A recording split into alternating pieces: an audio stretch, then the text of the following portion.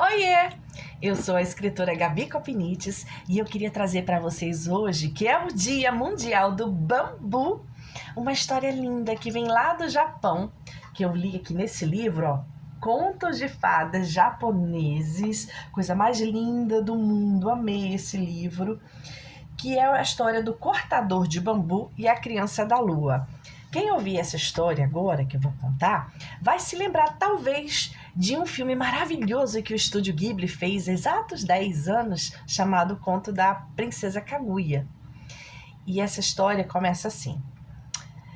Há muito tempo atrás, lá no Japão, havia um cortador de bambu bem idoso, que o sustento dele e da esposa dele, que eles não tinham filhos, era tirado justamente do bambu, que ele cortava no bambuzal e transformava em vários utensílios para casa.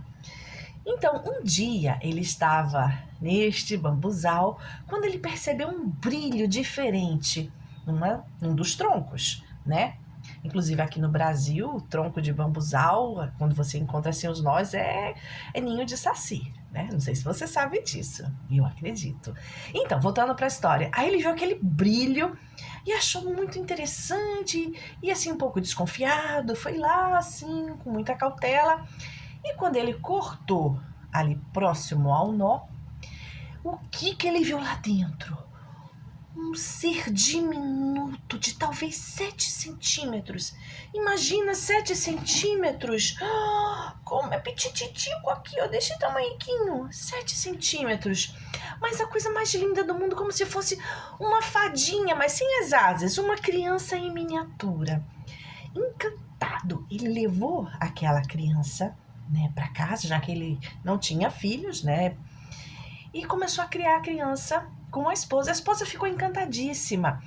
Eles fizeram como, não sei se você conhece o conto da Pequerrucha, que é do Andersen, que fala também de uma senhora que vivia muito sozinha e pedia as flores, né? Uma criança e as tulipas, se eu não me engano, deram a ela uma princesinha, né? Em miniatura.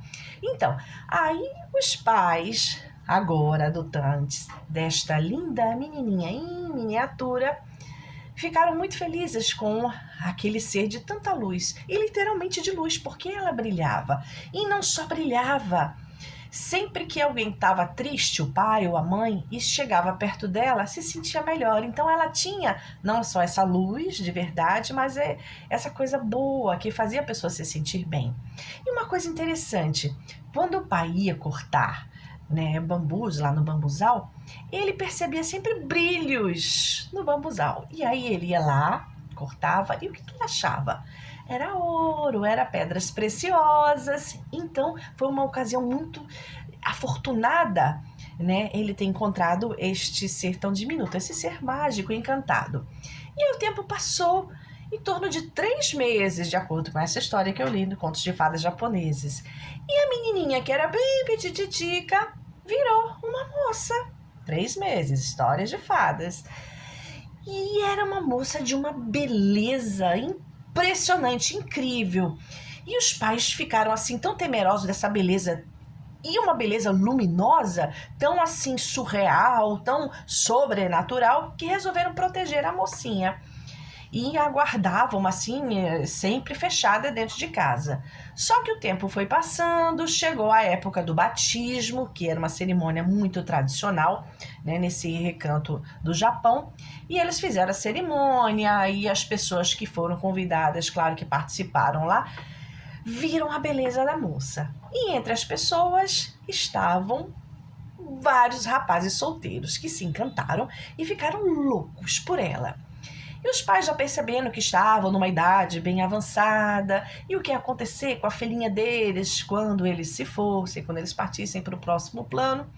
E aí já começaram com essa ideia, especialmente o pai, de encontrar, né, um noivo para a filha. E aí assim, um monte de candidatos se apresentou, muitos encantados com a beleza daquela menina, prometiam tudo para ela. No final das contas, ele tentava convencer a princesinha, agora ele chamava ela de Princesa da Lua, né, a aceitar um pretendente, porque ele já estava ficando muito velhinho, e o que ia ser dela, sozinha e tal, impensável. E a mocinha dizia que não queria casar de jeito nenhum, que o pai fazia ela muito triste se forçasse ela a isso. Até que ela disse, tá, eu vou aceitar 5 candidatos, mas eu vou colocar provas para eles. Aí o pai, tá bom. E aí trouxe esses 5 candidatos e ela apresentou para cada um deles uma prova dificílima, quase impossível de alcançar.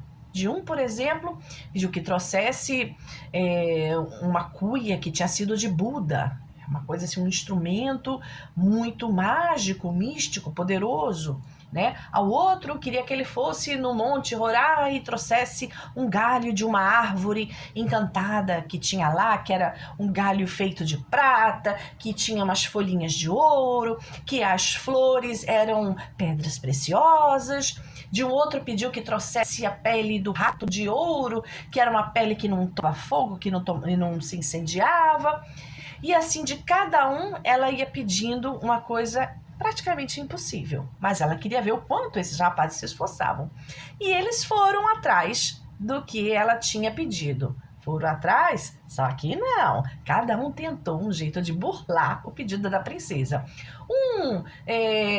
Por exemplo, mandou os servos irem procurar. Um deles queria uma pedra preciosa que tinha na testa de um dragão. E os servos procuraram, não acharam. O outro não foi para o Monte Rorai, mas chegou a meio caminho e aí contratou joalheiros, artesãos que fizessem assim, assado.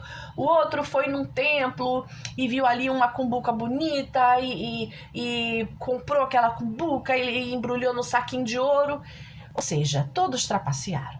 E aí eles levaram para a princesa, cada um a seu turno, né, o presente, e ela soube imediatamente que nenhum deles tinha de fato se esforçado e dispensou todos. Nesse meio tempo, o imperador soube desta moça de beleza tão impressionante e mandou uma mensagem dizendo que gostaria de ser que ela faria parte da corte, seria uma das damas de sua corte. O pai não gostou muito dessa ideia, porque queria vê-la casada e tal, e a princesinha menos ainda, tá? Mas só que não se diz não ao imperador. E o imperador ficou aborrecido com a resposta recebida e resolveu ele mesmo vir conhecer a princesinha. Mas, minha gente, o homem não ficou encantado com a princesinha da lua? Tão encantado, de apaixonado, e começou a escrever poemas e poesias e toda aquela coisa toda. E a princesinha dizendo que não podia se casar, que não queria se casar, não sei o que. E um dia ela ficou tão chateada com ele que ela simplesmente desapareceu. E ela falou que se insistisse nisso ela iria sumir. E contou para os pais que na verdade ela não era mesmo uma humana e que um dia ela ia retornar para sua verdadeira casa. E esse dia chegou. Só que o imperador pegou todos os seus guardas, pegou tudo que ele podia para evitar que a princesinha fosse embora e cercou a casa dos velhinhos lá com todo esse exército poderoso dele. Mas só que quando deu uma certa hora da noite, uma nuvem escura tomou todo o céu daquele lugar. E então uma luz veio descendo assim, tipo uma carruagem de tanta luz que ninguém conseguia olhar para ela, de tão fulgurante que era. E aí esse pessoal celestial anunciou que tinha vindo buscar a princesa da lua. E ela falou, se despediu com os pais com muito amor e muita tristeza, agradecendo pelo cuidado ao longo desse tempo que ficou com eles, mas que o lugar dela de fato era na lua, por isso que ela não podia se casar. E aí o imperador, claro, não queria que ela fosse, mas não teve jeito. Lá se foi a princesinha na carruagem pela lua. Mas antes disso, ela deixou para o pai um elixir da vida eterna. Só que o pai não quis tomar esse elixir. Dizem que esse elixir foi mandado lá para o topo do Monte Fuji. E é esse elixir que faz sempre o monte estar com o cume coberto de neve, que é como se chorasse de saudades pela princesinha.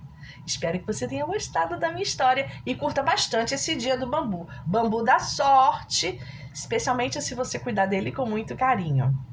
Até uma próxima!